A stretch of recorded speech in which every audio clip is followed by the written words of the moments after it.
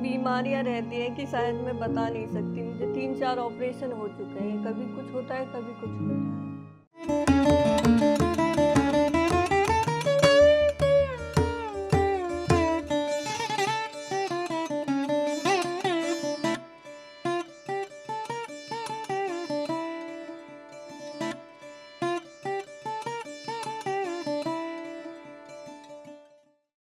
नमस्ते, मेरा नाम मंजू है। मैं ग्रेटर नोएडा से ही बिलोंग करती हूँ। मैं सिर्फ बच्चों की पढ़ाई की वजह से अपने गांव को छोड़ के यहाँ आई हूँ कि मेरे बच्चे एक अच्छे स्कूल में पढ़ सकें। मुझे इतनी बीमारियां रहती हैं कि शायद मैं बता नहीं सकती। मुझे 3-4 ऑपरेशन हो चुके हैं, कभी कुछ होता है, कभी कुछ होता है। बचपन से ही वैसे मैं ध्यान से जुड़ी हुई हूँ। मेरी मम्मी सत्संग से जुड़ी हुई थी और मेरे नाना जी थे, वो मतलब 3-4 घंटे ध्यान रोजाना किया करते थे।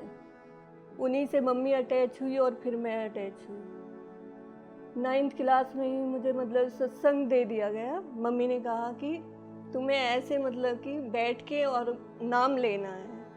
मुझे वो ही आदत हो गई कि नाम लेना है, ऐसे बैठ के पैरों से लेके सिर तक मतलब आराम से शून्य हो जाता था शरीर। फिर शादी हो गई और शादी के बाद सभी छूट गया।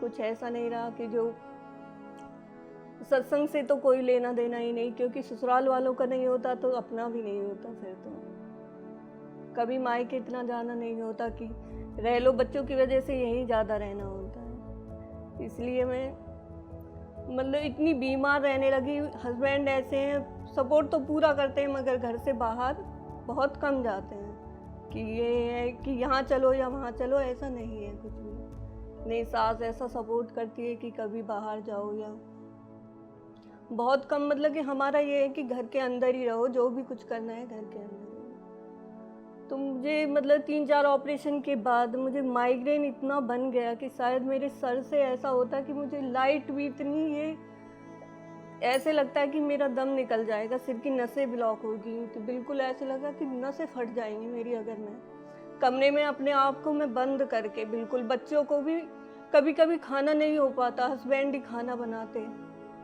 अब भी वो मुझे इतना सपोर्ट करते हैं कि शायद मैं बता नहीं सकती। मगर ये है कि जैसे मम्मी पापा कहते हैं घर से बाहर कम जाओ, वो मुझे ले नहीं जाते इतना कि बाहर जाए।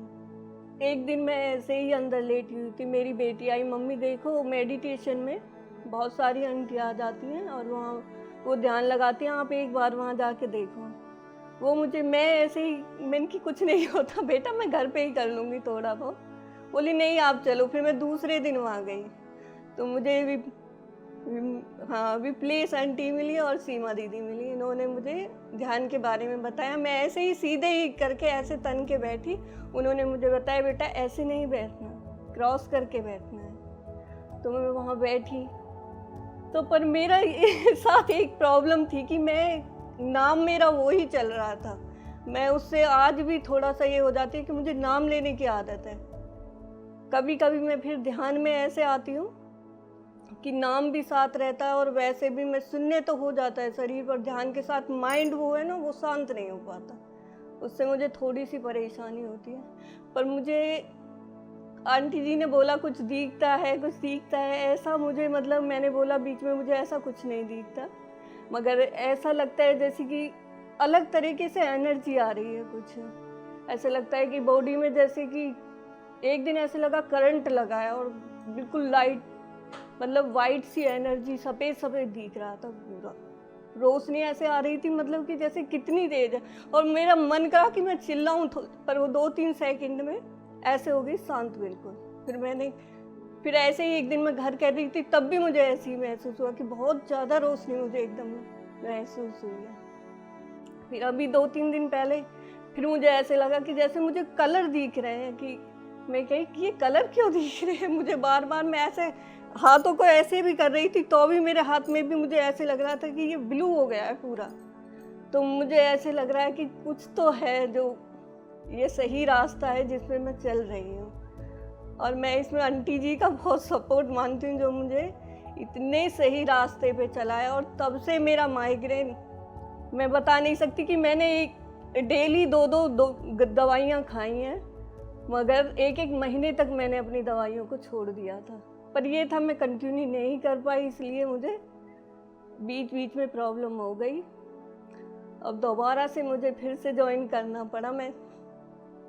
पर मैं ये कहती हूँ जैसे मुझे फ़ायदा मिला सबको मिले, और मैं ध्यान का अनुभव और ज़्यादा नहीं बताती, बस इसी टाइम में हाथ जोड़ के सभी ध्यान में आए और सभी ईश्वर के प्रति अपने ध्यान लगाए।